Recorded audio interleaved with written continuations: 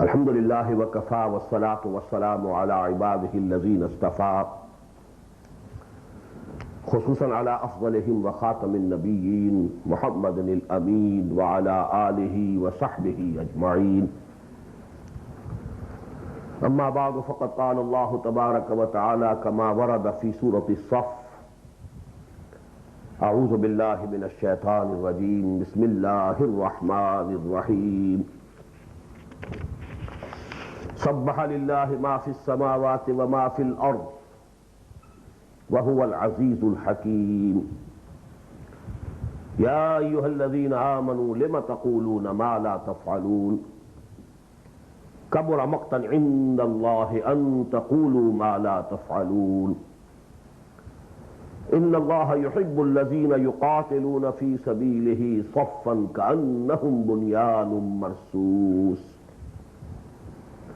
إلى قوله تعالى: يا أيها الذين آمنوا كونوا أنصار الله كما قال عيسى ابن مريم للحواريين من أنصاري إلى الله قال الحواريون نحن أنصار الله فآمنت طائفة من بني إسرائيل وكفرت طائفة فأيدنا الذين آمنوا على عدوهم فأصبحوا ظاهرين. صدق الله العظيم. رب اشرح لي صدري ويسر لي أمري واحلل عقدة من لساني يفقهوا قولي. اللهم ربنا ألهمنا رشدنا وأعذنا من شرور أنفسنا. اللهم أرنا الحق حقا وارزقنا اتباعه وأرنا الباطل باطلا وارزقنا اجتنابه. آمين يا رب العالمين. The second lesson of the fourth part of the selected course of study of the Qur'an which we are discussing in these sessions consists of Surah As-saff.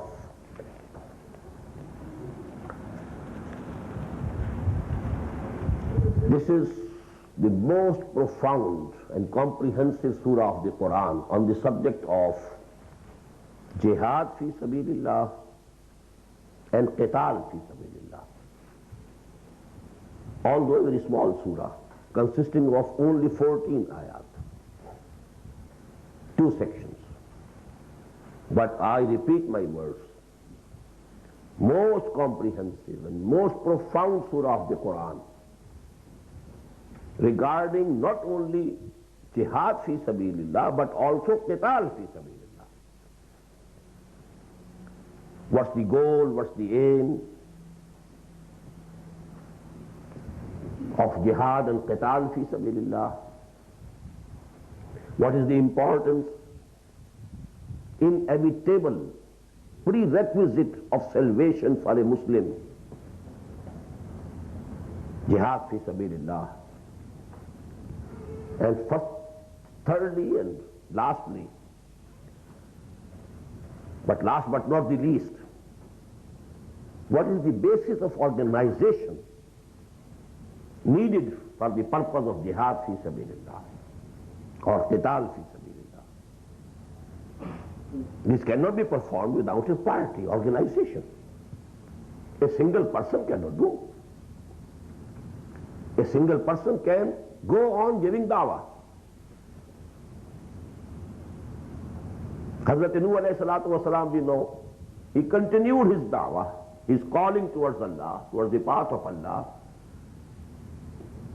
for 950 years. You can go on continuing it. But jihad and qital, for that you need a group, organized group of dedicated, disciplined people. What's the basis of that party? What's the basis of that organization? So these 3 very important aspects of the discussion on jihad fi sabilillah and qital fi sabilillah. What's the goal? What's the aim? What for jihad? And number 2, what's the importance? Is it something additional? Some nafl or something essential, inevitable for salvation. And number three, what's the basis of the organization that is needed to wage jihad in the cause of Allah and to go to qital for the cause of Allah. Now please just recollect some basic terminologies of the Qur'an which we have already studied. In Surah Al-Asr we had 4 prerequisites of salvation. وَالْعَصْرِ إِنَّ الْإِنسَانَ لَفِي خُسْرٍ إِلَّا الَّذِينَ آمَنُوا وَعَمِلُوا الصَّالِحَاتِ وَتَوَاصَوْا بِالْحَقِّ وَتَوَاصَوْا بِالصَّبْرِ. Iman, amal salih, tawasi bil haq, tawasi bil sabr. Then we had another term, Ya bunayya aqimi salata wa amur bil ma'ruf wa nahy anil munkar wasbir ala ma asabak. In the advice of Hazrat Luqman, oh my dear little son, establish the prayers, command whatever is correct, just, true, forbid from whatever is wrong, unjust. And then have patience, bear whatever comes to you. Then we had another term, وَمَنْ أَحْسَنُ قَوْلًا مِمَّنْ دَعَا إِلَى اللَّهِ وَعَمِلَ صَالِحًا. And in the same lesson we had, وَمَا يُلَقَّاهَا إِلَّا الَّذِينَ صَبَرُوا. Da'wa ila Allah, calling people towards Allah. And then on every verbal or physical persecution to have sabr, patience, forbearance, steadfastness. Then we had jihad fi sabilillah. It started, from Surah Al-Huda. The comprehensive definition of who a mu'min is. إنما المؤمنون الذين آمنوا بالله ورسوله ثم لم يرتابوا وجاهدوا بأموالهم وأنفسهم في سبيل الله أولئك هم الصادقون. This ayah, please memorize. Please memorize. إنما المؤمنون. True mu'mins are only those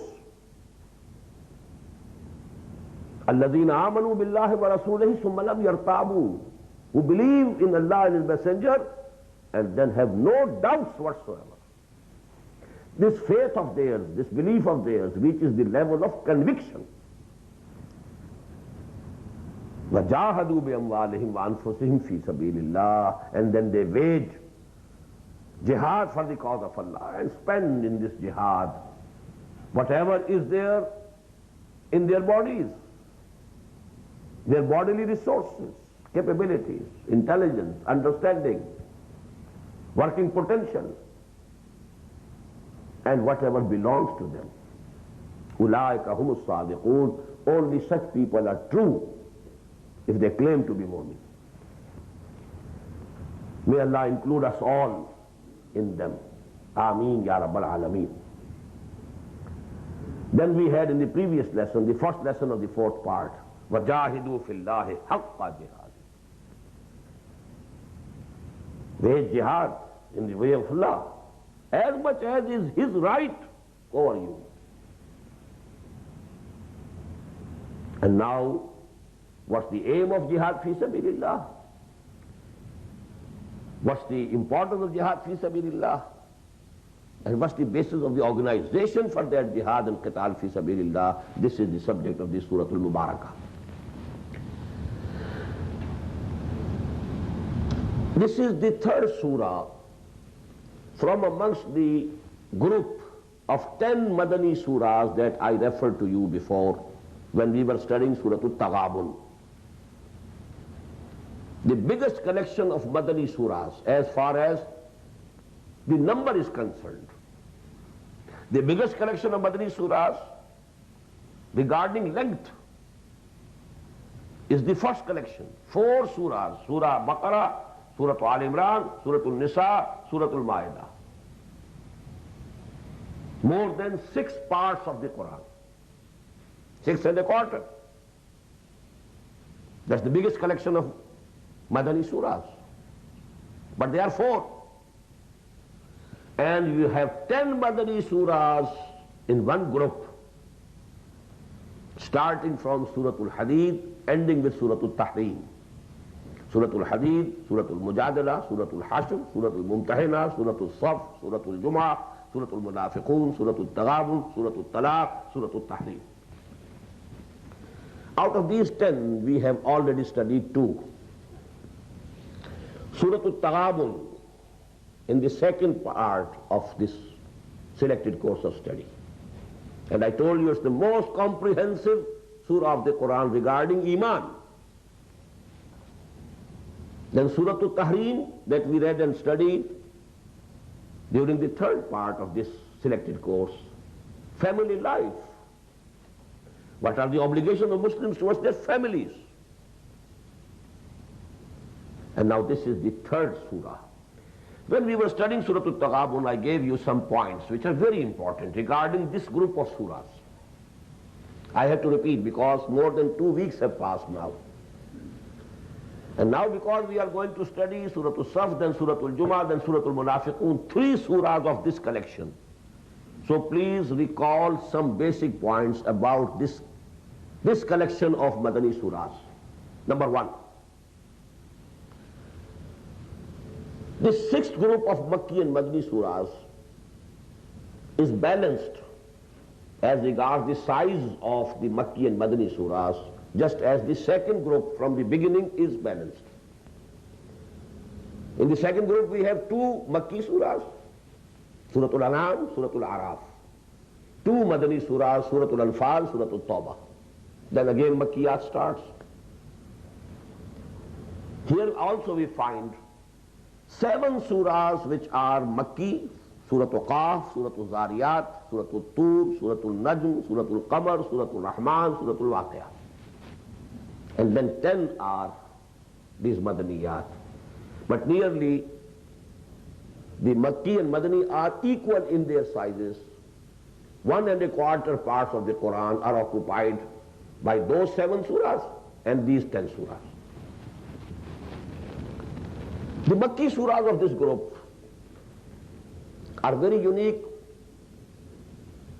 in this respect, that they constitute the most beautiful part of the Quran as regards the literary beauty. Quran, you know, was the biggest miracle of Muhammad sallallahu alaihi wasallam. And it has many aspects. It is a miracle in many aspects, in many respects. But the most important aspect of the miracle of Quran at that time when it was being revealed was its literary beauty.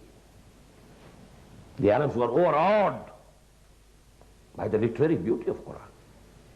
That is why Quran challenges, وَإِن كُنْتُمْ فِي رَيْبٍ مِّمَّا نَزَّلْنَا عَلَىٰ عَبْدِنَا فَأْتُوا بِسُورَةٍ مِّن مِّثْلِهِ وَادْعُوا شُهَدَاءَكُم مِّن دُونِ اللَّهِ إِن كُنتُمْ صَادِقِينَ فَإِن لَّمْ تَفْعَلُوا وَلَن تَفْعَلُوا فَاتَّقُوا النَّارَ الَّتِي وَقُودُهَا النَّاسُ وَالْحِجَارَةُ. That was the challenge. The basis was the literary beauty of the Quran. And let me tell you, from Surah Al-Qaf and Surah Al-Zariyat, then Surah Al-Tur, then Surah Al-Najm, Surah Al-Qamar, Surah Al-Rahman, Surah Al-Waqi'ah.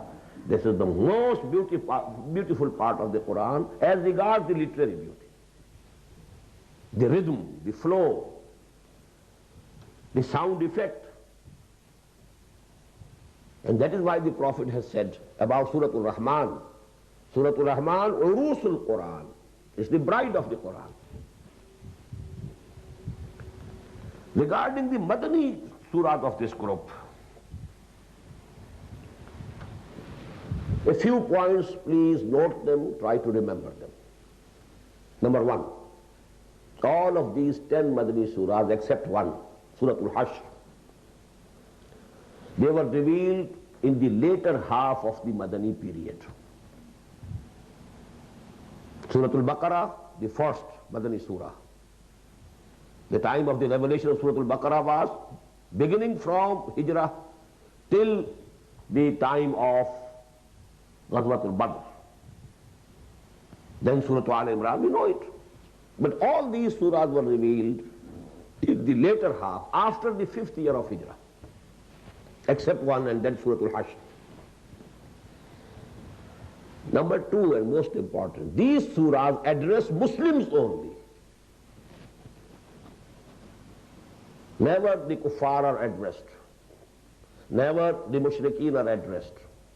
Never the Ahlul Kitab are addressed. Only Ahlul Kitab, the people of the book, the Nasara and the Jews, Yahud, they are mentioned as a sign of warning to the Muslim Ummah. They were the former Muslim Ummah. Look to their fate. What has happened to them? They have become maghdoobi alayhim.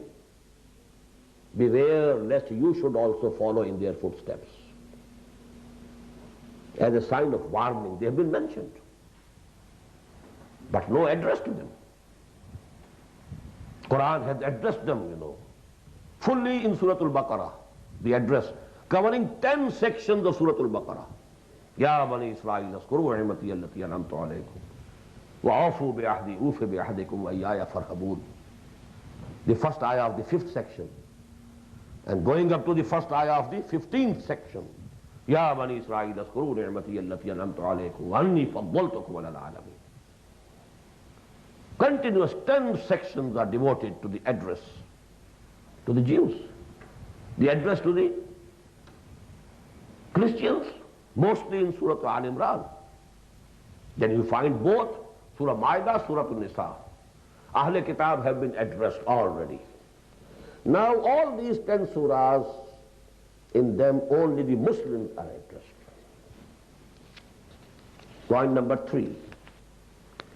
In addressing the Muslims, there is one common point. Admonition, rebuke, reproach, censure. What is happening to you, O Muslims?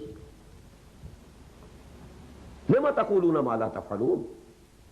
Why are you saying what you are not doing? وَمَا لَكُمْ لَا تُؤْمِنُونَ بِاللَّهِ? What has happened to you? Why don't you have the real faith? وَمَا لَكُمْ أَلَّا تُنْفِقُوا فِي سَبِيلِ اللَّهِ? What has happened to you? Why are you not ready to spend for the cause of Allah? This is a common factor in all these surahs. Admonition, reproach, rebuke, censure. Why? Because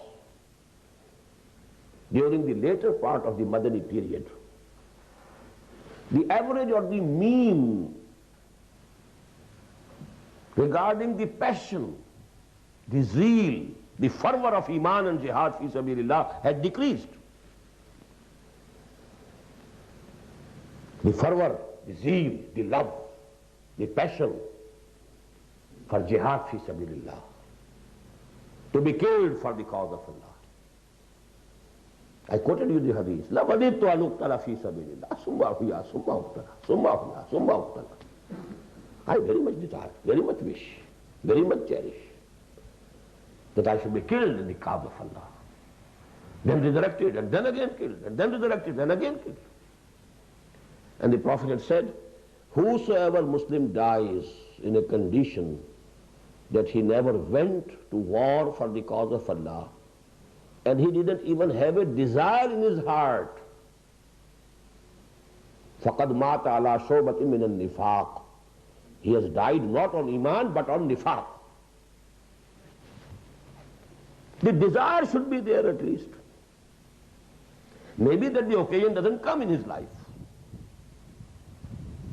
So many Sahaba died before, this the series of wars or battles started. They died.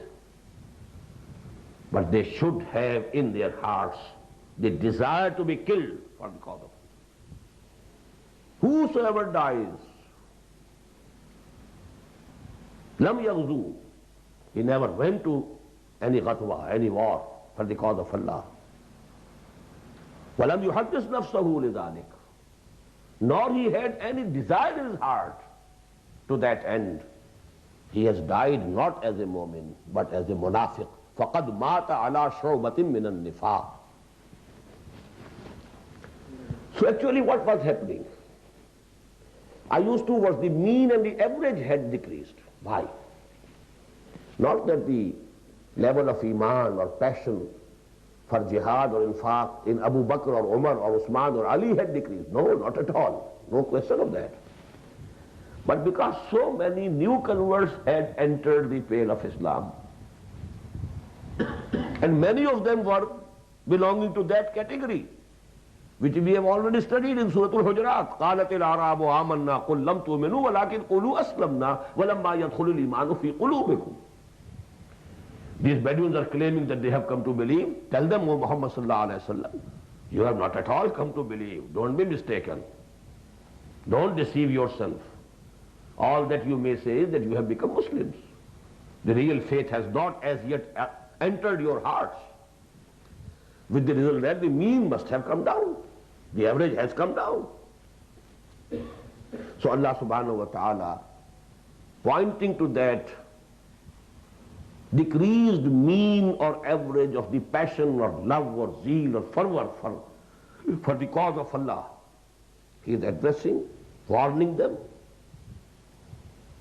And in this way, this collection of surahs has become most important for the ummah today. The mean had decreased at that time, it has come to zero at this time.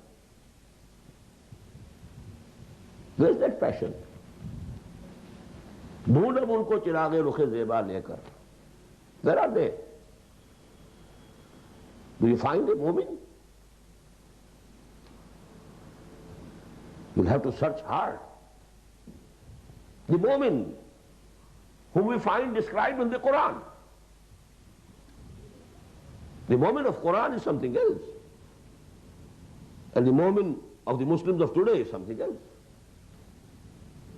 So actually this portion of the Qur'an, these 10 surahs are the most important part of the Qur'an for the Muslims to study today. So that they are shaken, they are warned, they are awakened from their slumber and sleep. Their contentment that we are Muslims, okay, then we salvation is reserved for us. We have a reservation in the Jannah. Because we are Muslims. Because we believe in Muhammad sallallahu alaihi wasallam. And Allah said a very beautiful verse. When the Jews said, قالت اليهود والنصارى نحن أبناء الله وأحباؤه. These Jews and these Christians are saying, we are like sons to Allah, we are very dear to Allah. The comments from Allah subhanahu wa ta'ala were, فَلِمَا يُعَذِّبُكُمْ بِذُنُوبِكُمْ. If you are so dear to Him actually, why is He punishing you for your misdeeds? He punished you, He gave you a thrashing at the hands of Nebuchadnezzar. He massacred 600,000 of Jews in Jerusalem and took another 600,000 as captives to Babylonia. Not a single soul remained in Jerusalem. The temple of Solomon demolished. If you are so dear to Allah, why this happened to you? Why were you mauled at the hands of the Greeks and the Romans? In the year 70 AD, Titus, the Roman general, massacred 133,000 in one day in Jerusalem. Again demolished. And from that day, the temple of Solomon lies demolished, razed to the ground. These Jews go there, a small portion of the foundation wall is intact. They go and weep there, wailing wall. They just, just like our Ahle Tashayyo, they make matam. But their matam is not beating the chest. They have this direction, as if they will strike their heads to the wall. But they keep at a safe distance, no doubt. Just like some of the Ahle Tashayyo, they only have a symbolic, movement of their hands. In the same way, but that's the wailing wall. Nothing of that remains. Please remember, 1924 years have passed, that their Kaaba is lying razed to the ground. It is Kaaba for them. And now they are girding up their loins to demolish Masjid al-Aqsa and rebuild the temple. I have with me the diagram, the structure that they have decided to erect there. Because Hamas of Palestine, they have established an office in Pakistan also. And they have published that picture there. These are their designs. Anyhow, Qur'an said to them, فَلِمَا يُعَذِّبُكُمْ بِذُنُوبِكُمْ بَلْ أَنْتُمْ بَشَرٌ مِّمَّنْ خَلَقَ. The same is to us also. So these surahs of the Qur'an are very important for the Muslim Ummah. And they are only 1/30th part of the Qur'an. Only if the Muslim Ummah can concentrate on these 10 surahs, they have all that Qur'an you actually want from them. And that is why the next and the final point about these surahs is that these surahs have very brief but very comprehensive summaries of very lengthy discussions of Makki surahs and Madani surahs. One of the basic subjects of Makki surahs is Iman, faith.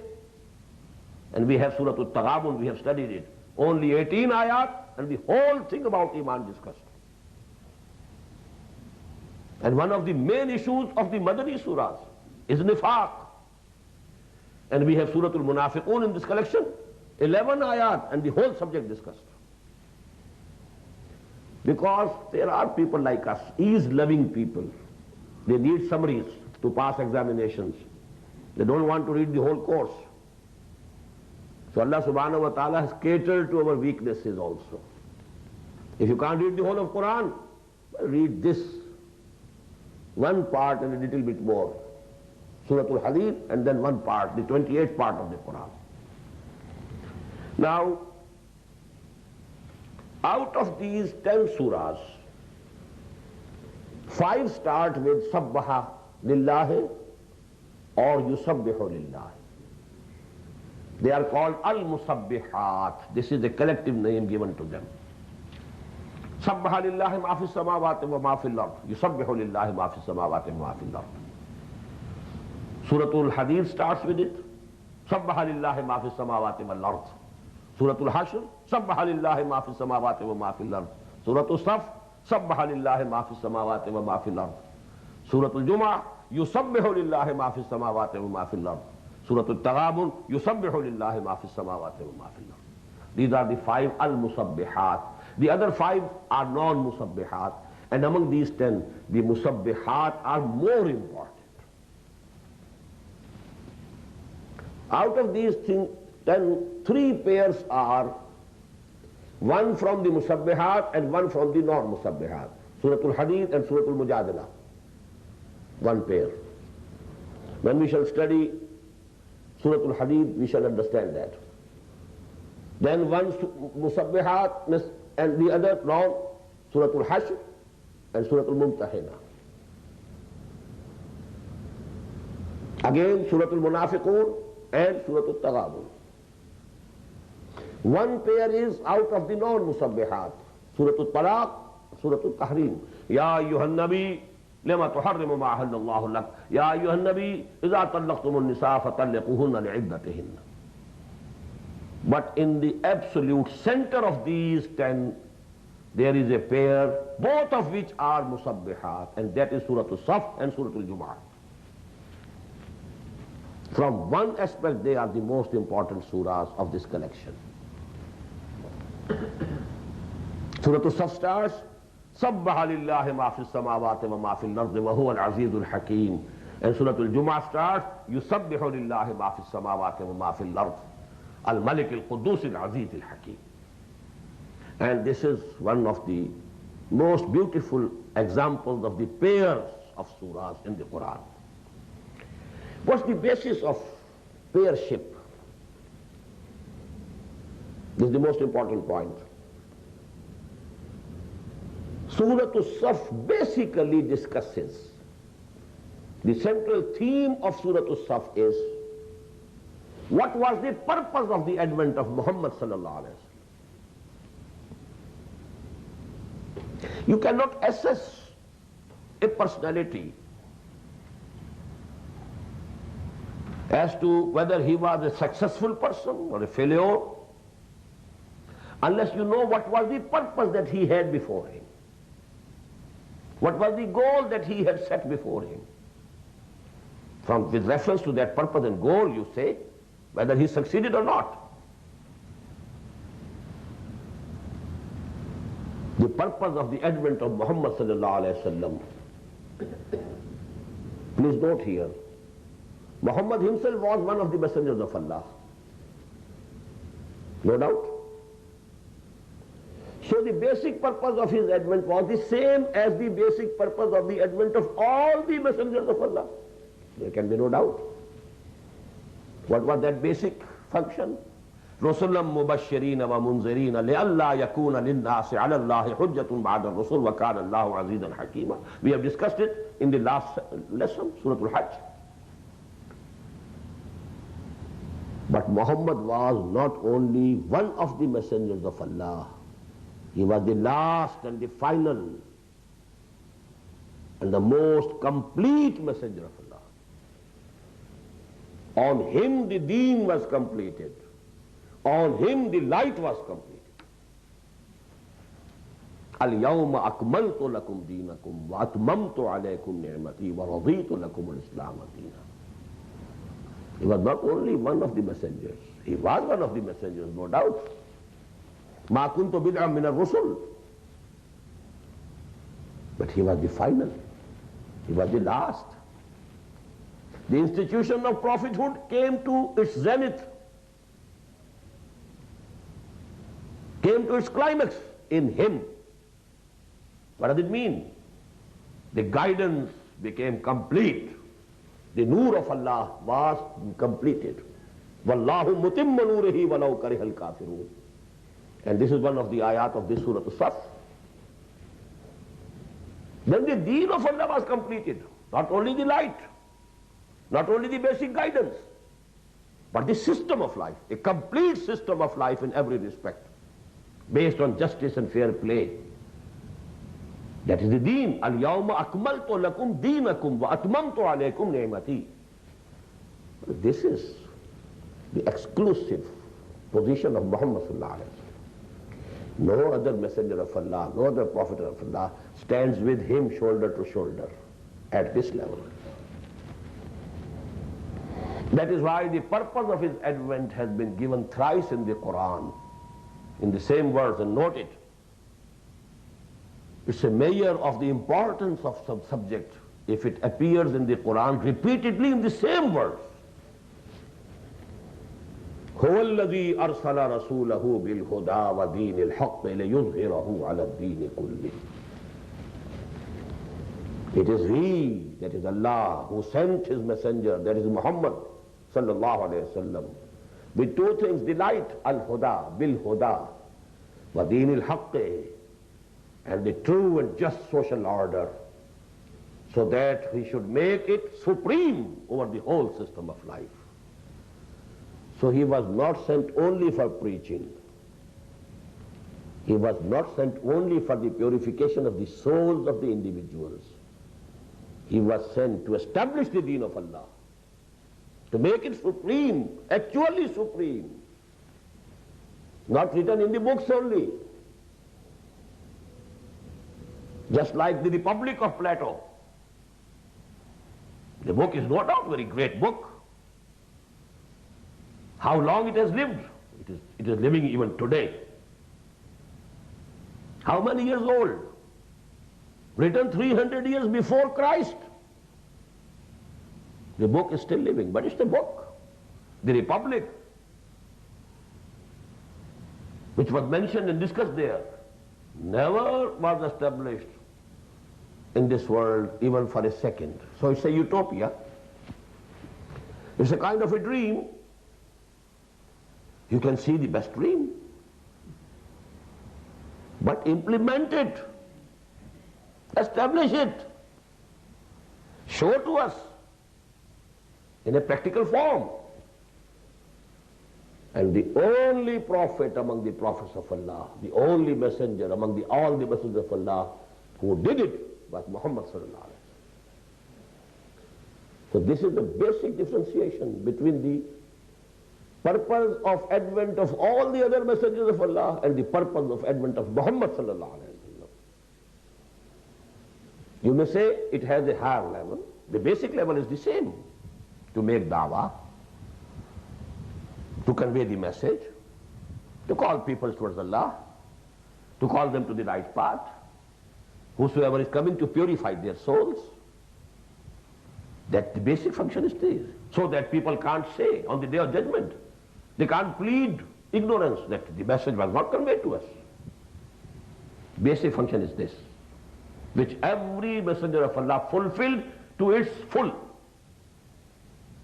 But the additional burden on the shoulders of Muhammad was to make it supreme, establish it, produce before the humanity for all times to come a model that this is not a utopia, this is not the Republic of Plato, this is the deen of Allah which was established in its pristine purity, totality by Muhammad and his companions. Sallallahu alayhi wa sallam wa radiyallahu ta'ala anhum ajma'in. Muhammadur Rasulullah wallazina ma'ahu ashidda'u 'alal kuffari ruhama'u bainahum. Now this is the main theme of Surah As-saff. For that purpose, now the people who profess, they believe in Allah and His Messenger, they have to live for that, to die for that. So call for jihad.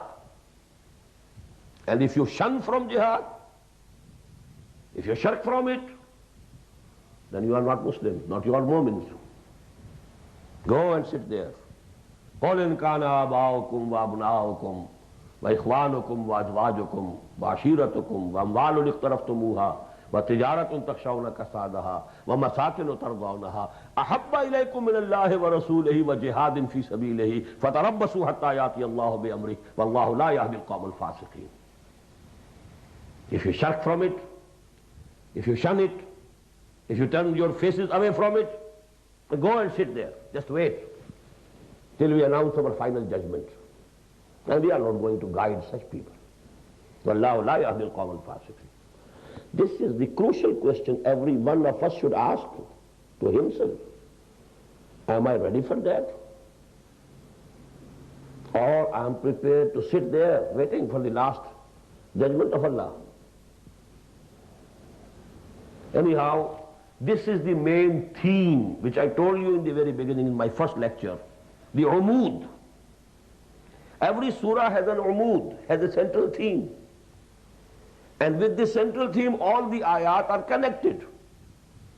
Just as if you have a garland of flowers or pearls, you know, there is that string in which these pearls or these beads or the flowers, they are, you know, this string, you know, it's holding them.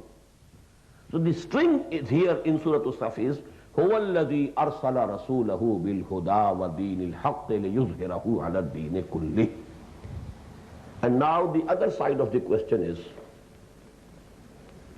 how to get people for this job. One in a room has said in beautiful terms, İnsanım arzust. I very much long and wish to see a man. Man. There are people who appear to be human beings. I want to see a real human being. İnsanım arzust. So here we may say, moments are required. How to get them? Where to get them? How to train them? Because jihad cannot be done without a group, a party of dedicated people and organized people. The depth of commitment, the depth of dedication, then their discipline. These three things, if they are not fulfilled, they can't go to jihad, they can't make jihad. They may make fasad, which you know most of the people are doing today. in the name of jihad, doing fasad. What is happening in Afghanistan today? In the name of jihad, to it, a dishonor and disrepute has been brought. Jihad fi sabilillah. This is jihad fi sabilillah going on. So actually, how to get these people, how to train them, what's the basic methodology of the revolution of Muhammad sallallahu alaihi wasallam, that is the main theme of Surah Al-Jumu'ah. And the central ayah in Surah Al-Jumu'ah is, just see how parallel words are. هُوَ الَّذِي أَرْسَلَ رَسُولَهُ بِالْهُدَى. This is ayah number 9 of Surah As-saff. هُوَ الَّذِي بَعَثَ فِي الْأُمِّيِّينَ رَسُولًا مِّنْهُمْ يَتْلُو عَلَيْهِمْ آيَاتِهِ وَيُزَكِّيهِمْ وَيُعَلِّمُهُمُ الْكِتَابَ وَالْحِكْمَةَ. How parallel. This is the goal of the advent of Muhammad, the purpose of the advent of Muhammad sallallahu alaihi wasallam. And that is the methodology. To get people for that cause, to train them for that cause, to educate them for that cause. And please,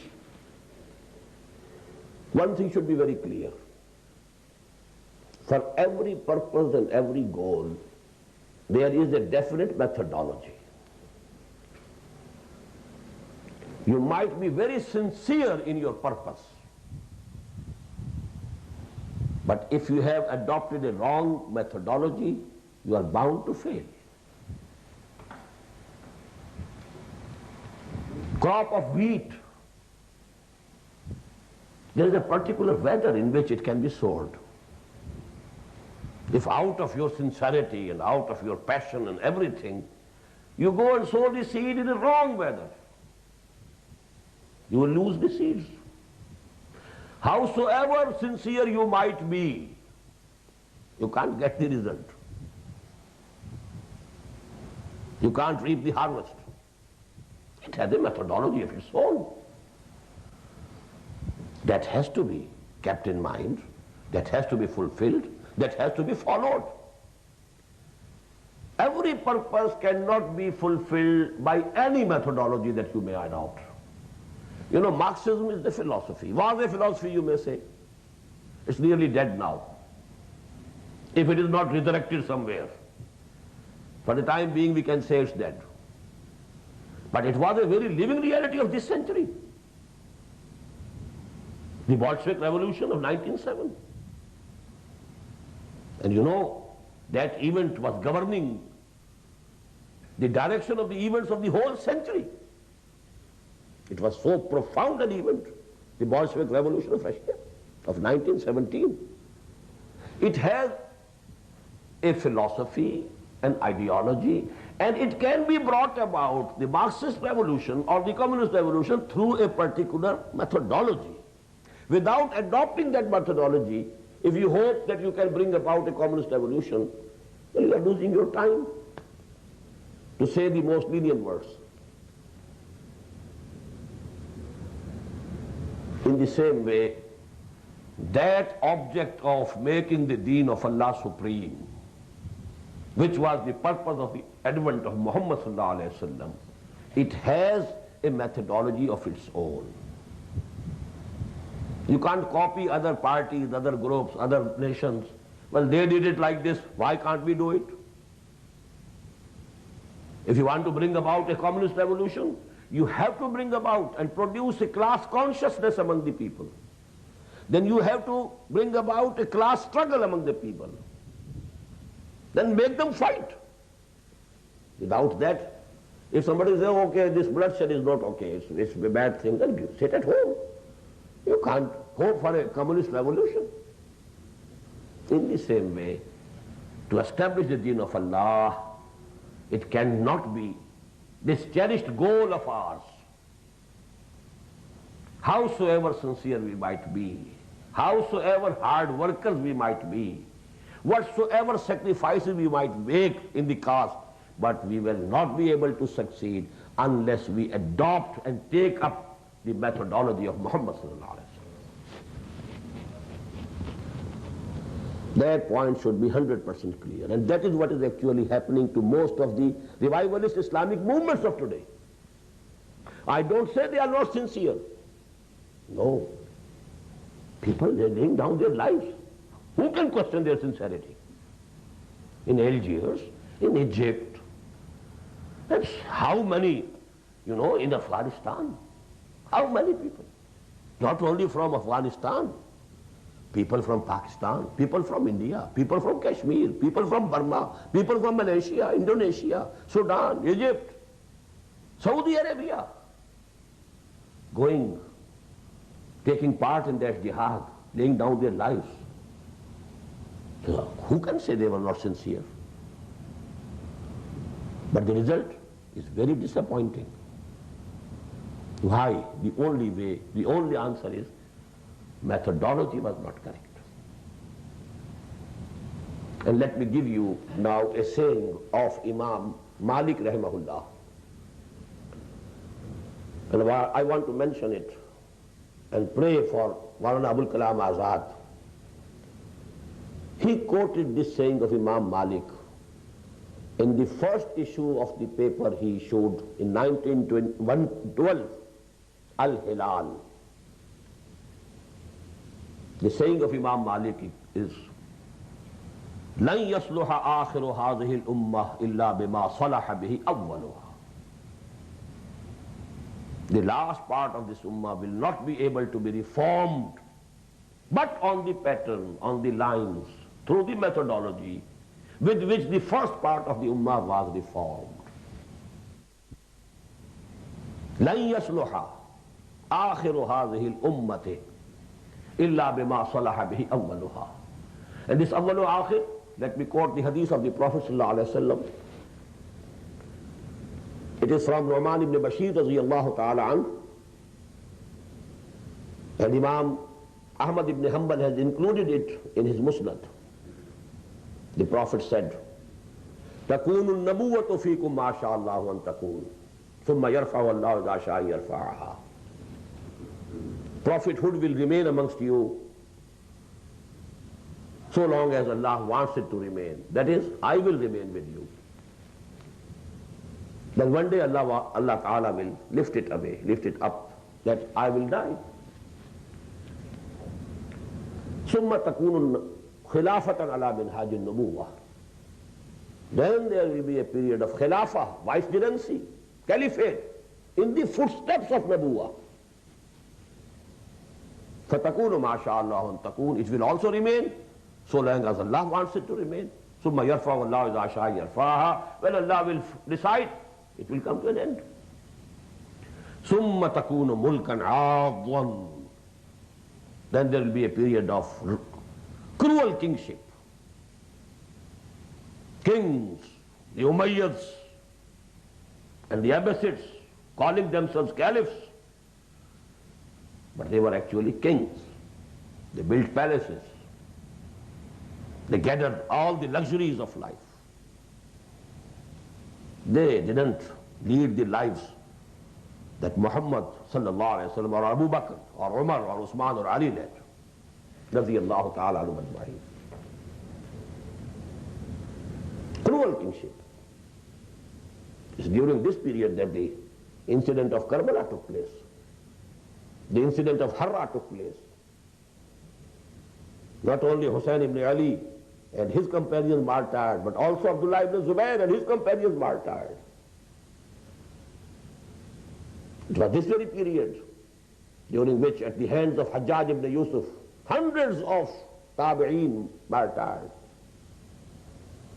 It was during this period that Muhammad bin Qasim was recalled from India and killed because he had become very popular. The person who took, the young man, who took the flag of Islam to the Indian subcontinent. And such a virtuous young man that the Hindus in India, they thought he is a God incarnate. They made idols. They were worshipping him. They called and martyred. Otherwise, actually, the whole of India would have come at that very moment within the caliphate. But what happened? It was only after 300 years that Islam entered India through the northwest frontier. For 300 long years, the process interrupted. Anyhow, this was the third period, as prophesied by the Prophet ﷺ. Then he said this will also come to an end when Allah would decide to put an end to it. But then there will be a worse period. ثُمَّ تَكُونُ مُلْكًا جَبْرِيًّا فَتَكُونُ مَا شَاءَ اللَّهُ أَن تَكُونُ. Then there will be a period of slavery. Slaves to the Britishers, slaves to the French, slaves to the Italians, slaves to the Dutch.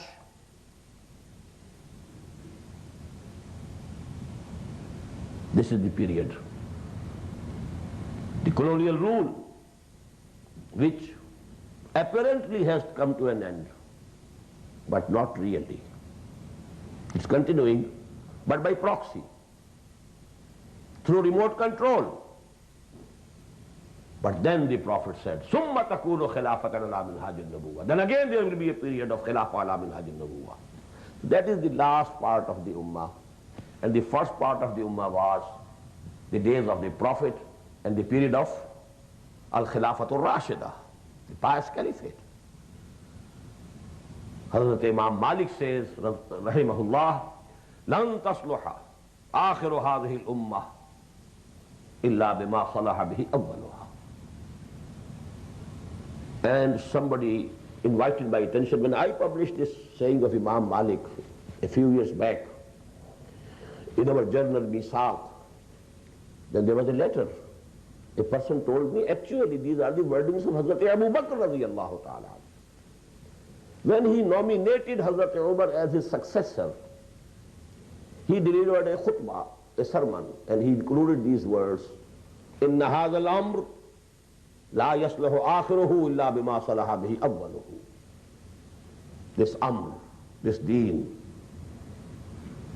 the awwal wa akhir, will be reformed through the same pattern.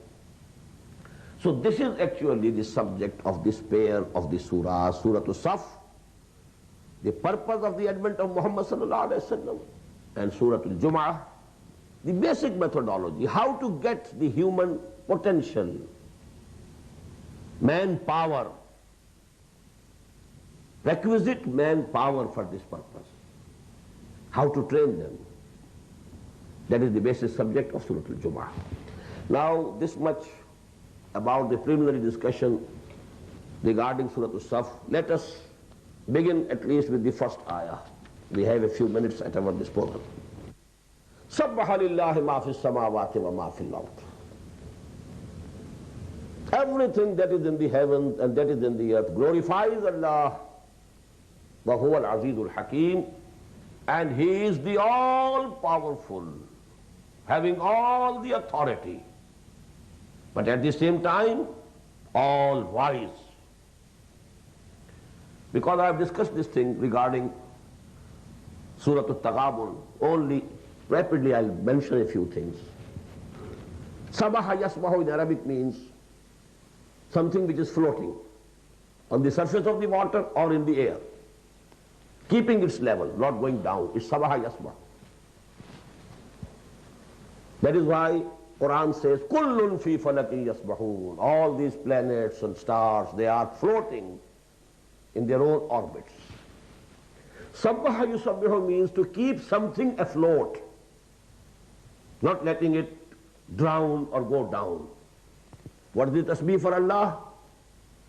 Keep Him on His high position.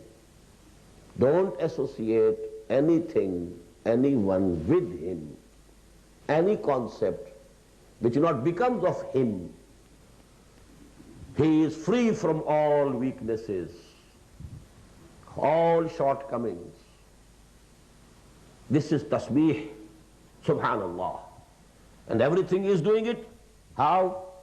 Number one, it's just possible that Allah subhanahu wa ta'ala may have given everything a tongue with which it is performing this tasbih. Because we find in Surah Bani Israel, وَإِن مِّن شَيْءٍ إِلَّا يُسَبِّحُ بِحَمْدِهِ وَلَكِنْ لَا تَفْقَهُونَ تَسْبِيحَهُمْ.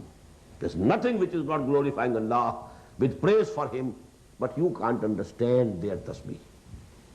The other aspect of this tasbih is that we can understand that everything by its own existence is saying, as if saying, my creator is a complete person in every respect. His power, his authority, his wisdom, his knowledge, everything is complete. Because a picture, you know, it says by its very existence whether the artist who has painted it is master of his art or not. Any piece of furniture, by its very existence, it testifies whether the carpenter who had made it, he knows his job or not. So all these creations of Allah subhanahu wa ta'ala are glorifying him by their very existence. This is the second aspect which we can understand. وَهُوَ الْعَزِيزُ الْحَكِيمُ, and he is Al-Aziz. Al-Aziz means a person whose authority is unlimited. No checks and balances.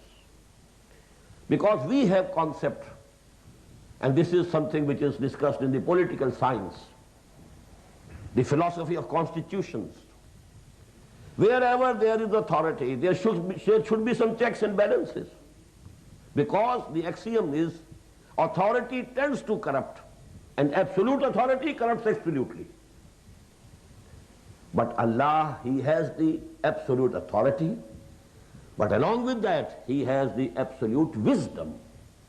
His authority cannot corrupt, cannot take any wrong direction, because he has all the authority, but at the same time, he is all-wise, Al-Hakim, his wisdom is complete. These two things are side by side. And these two names of Allah subhanahu wa ta'ala, I told you at that time, they are repeated in these surahs many times. Al-Aziz, Al-Hakim, as a pair of the names of Allah subhanahu wa ta'ala.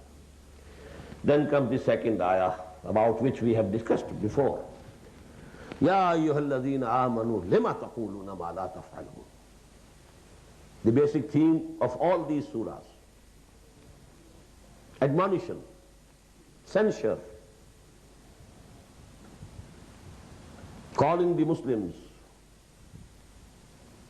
to reassess themselves.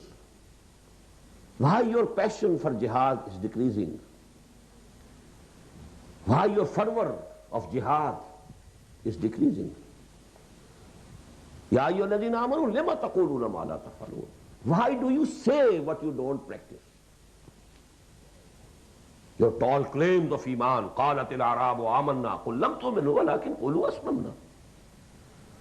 Don't claim you are a mu'min. But you know, claiming to be a mu'min, claiming to be lovers of Allah's messenger, Ishq Rasool, taking out processions for the birthday of the Prophet, but not following him, praising him, declaring him to be equal to Allah, committing shirk, but not following him. Claim of love, adoration, everything. لِمَا تَقُولُونَ مَا لَا تَفْعَلُونَ كَبُرَ مَقْتًا عِنْدَ اللَّهِ أَن تَقُولُوا مَا لَا تَفْعَلُونَ. It's very big for Allah's displeasure, Allah's wrath. It's outrageous for Allah subhanahu wa ta'ala that you say what you are not doing. This is the beginning of this surah. You can imagine. This is the style. So be prepared and come prepared tomorrow to understand this surah with a firm resolve in your hearts that whatever comes before us, if it appeals to our hearts and minds both, that this is correct, this is the message of Allah, this is the message of Qur'an, then we have to practice it and follow it. أقول قولي هذا واستغفر الله لي ولكم ولسائر المسلمين والمسلمات.